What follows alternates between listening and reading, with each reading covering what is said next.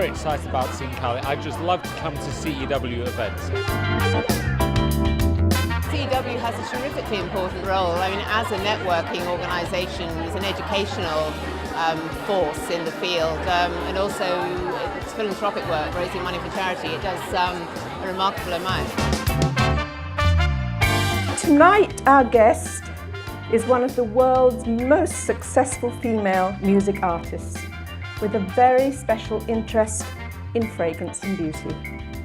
She's a dazzling cosmetic executive woman, and I'll give her an honorary membership. Can I welcome Miss Kylie Minogue to the stage?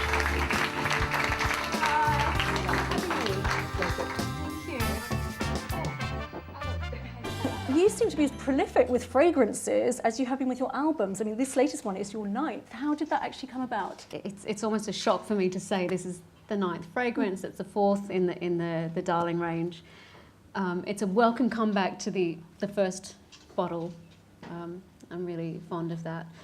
How do I keep doing it? I don't know. Koji kind enough to keep offering me another one, and I love the ideas they come with, and they really do their research. And I mean, a Dazzling Darling sounds like it's quite obvious whose fragrance that would be. Am I right in thinking you've kind of visited the factory where the stuff is yeah, made? I did. Is that right? I believe there was a hairnet involved. Was that, I escaped right? the hairnet.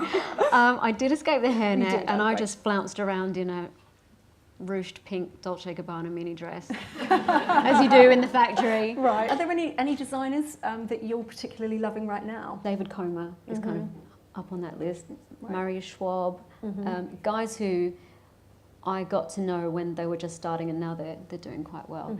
Along with the staples, Dolce & Gabbana. Yes, will you've got have a and always will long-established have. friendship Yeah, exactly. with them, haven't you? Confidence and body image are two huge issues for young girls and women as they kind of grow up. And I don't know whether you agree, but I think there's a point, at some point in your life, where you become comfortable in your own skin and you kind of really become happy with who you are. Was there a point for you where you felt Where like is that? it? Oh, we haven't yet. We can't believe that. We don't believe that. But I think some days it's there. Some days you go, I'm cool with everything. This is great. And then, for whatever reason, you just have good days and bad days. Looking back at your 18-year-old self, is there anything you wish you'd known or would love to have been able to tell yourself? I think that I would say to trust yourself, because instinct is something we're all given. We all have it, and so often we don't trust it, and you kind of listen to others or go against your feelings. So yeah, that's probably what I'd say to myself. I was watching some footage of you about to go on stage, and you just looked so happy and excited. I mean, I was like, oh my God, I'd be absolutely, I mean, what goes through still your get mind at that? You nervous. do? Yeah. Is there something that goes through your mind at that point? If I'm feeling good, I am much more excited than nervous. If I'm not feeling great, like you might have a bit of a cold or something or other that's just not what you want when you've got to sing your way through a 2-hour-plus show.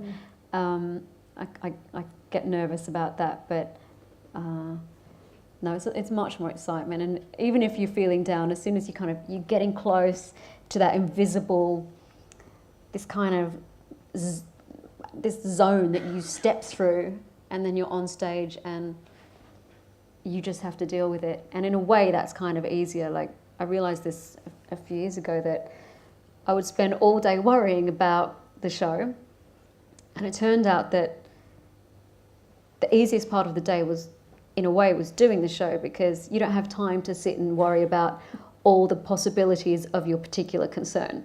You just deal with it in a second. You don't, you think about it in a split second.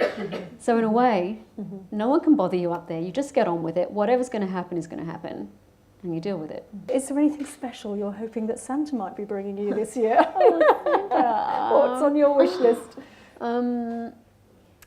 Probably the same as every year, just a bit more time with my family. Right.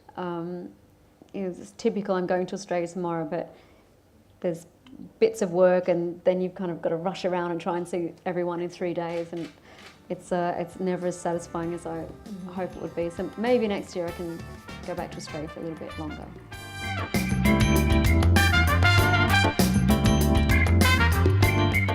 absolutely fabulous. I mean, she's someone that I know and grown up with, essentially. So I think, you know, to have her at the CEW event tonight is, you know, a true inspiration. We've kind of taken her to our heart in the UK. She's sort of an adopted British person, and she's sort of an adopted beauty icon for us as well. So it's a perfect marriage of beauty and sort of pop star.